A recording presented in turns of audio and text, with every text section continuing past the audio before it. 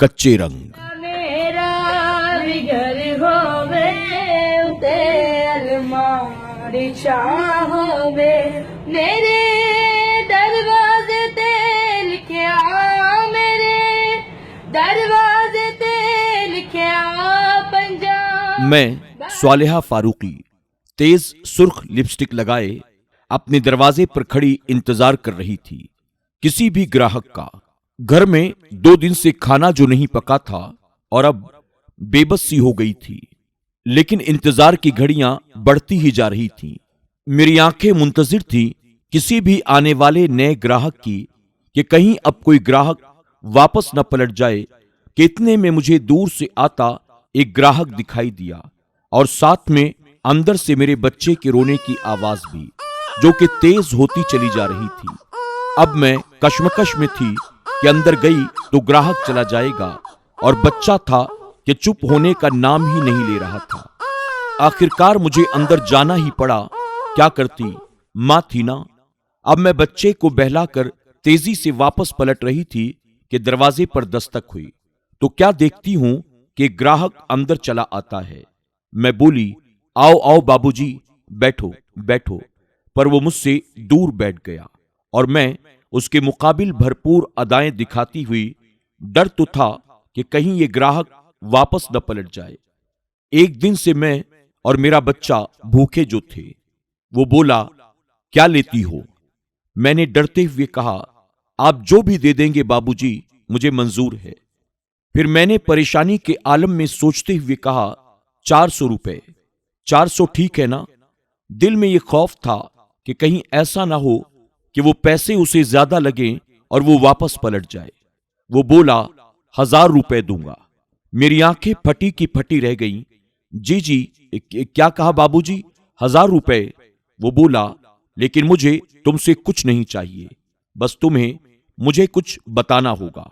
मैं बोली, वो क्या बाबूजी? वो बोला, तुम्हें मुझे बताना होगा कि तुम यहां तक कैसे पहुंची। मैं ये सुनकर गहरी सोच में पड़ गई। वो बोला, वो इसलिए कि मैं राइटर हूं। राइटर समझती हो ना?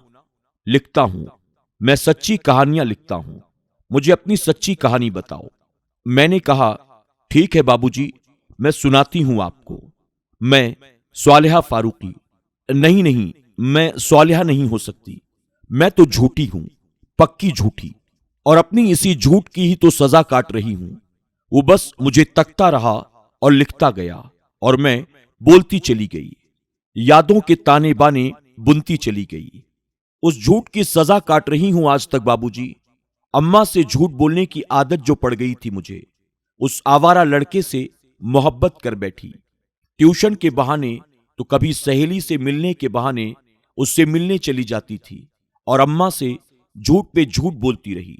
वक्त गुजरता गया और मेरे झूठ बढ़ते गए और आखिर वो दिन भी आ गया जब मैं अम्मा से कहने लगी, मेरे बेस्ट फ्रेंड की शादी है और मुझे जाना है उसकी शादी में और रात भर वहीं रुकना भी है। वो बहुत इसरार कर रही है, पर अम्मा ने साफ साफ इनकार कर दिया। फिर अम्मा को उस आवारा ने मेरी सहेली बनकर फोन किया। अम्मा फोन पर भी कश्मकश में दिखाई दे रही थी, लेकिन चाहे ना चाहे उस घटिया इंसान ने अम्मा को राजी कर ही लिया। बस साहब, वो आखिरी रात थी मेरी अपने घर में। उस जालिम ने मुझे चंद पैसों के एवज फरोख्त कर दिया, उस जगह जहां का शरीफ लोग नाम सुनना भी पसंद नहीं करते। उस दिन से लेकर आज तक दुनिया के धक्के खा रही हूं। मैं भूल गई जिल्लत इज्जत क्या होती है। बाप की छत, बाप का तहफ्फुज सब खो दिया मैंने।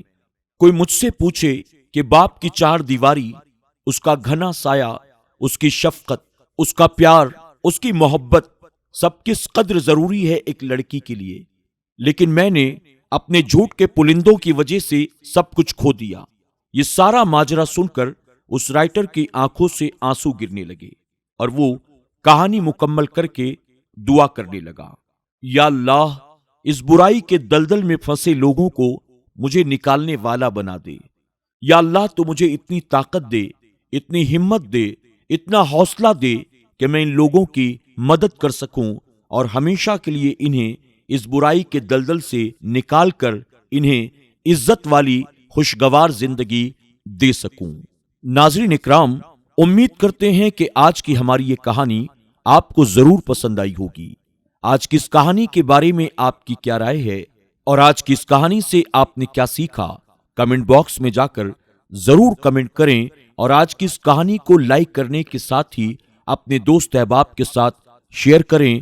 موجودہ دور کے ہر نوجوان لڑکے اور لڑکی کو یہ بات اچھی طرح سے یاد رکھنی چاہیے کہ اگر شریعت نے کسی کام سے ہمیں اور آپ کو منع کیا ہے تو اس کام میں سوائے نقصان کے ہمیں کبھی بھی فائدہ نہیں ہو سکتا ہے۔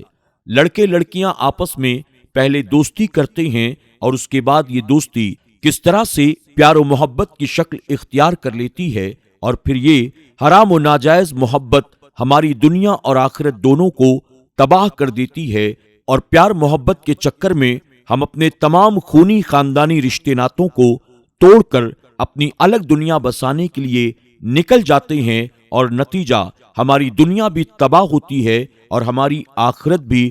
اللہ رب العزت کی بارگاہ میں دعا ہے کہ میرا کریم ہمارے معاشرے سے اس برائی کا ہمیشہ ہمیشہ کے لیے خاتمہ فرمائے۔ ہر لڑکے اور لڑکی کو اپنے والدین سے، اپنے بھائیوں اور بہنوں سے محبت کی توفیق عطا کرے، آمین یا رب العالمین۔